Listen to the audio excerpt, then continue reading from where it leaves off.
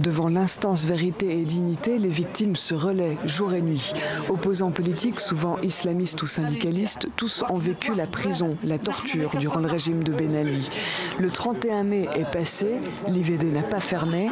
Soulagement, pas vraiment. On va rester ici jusqu'au 31 décembre. Il y a des gens qui ont des grands intérêts pour que l'IVD ne continue pas son travail. Il la bloque. Je suis très méfiant. On doit rester jour et nuit sur le terrain pour que l'État tunisien ou le gouvernement n'envoie pas des policiers fermer l'IVD avec force. Quelques étages plus haut, la présidente de l'instance, Chiem Ben Sedrine.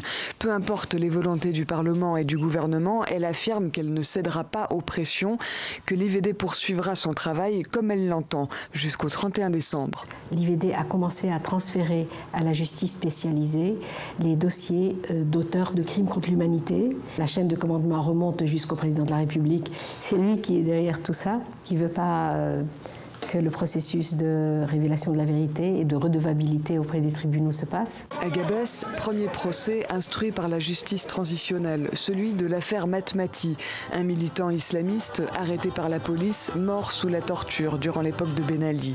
Des 13 accusés, aucun n'a daigné se présenter. La société civile est inquiète. Dès la seconde où on a commencé le processus de justice transitionnelle, il a été en péril.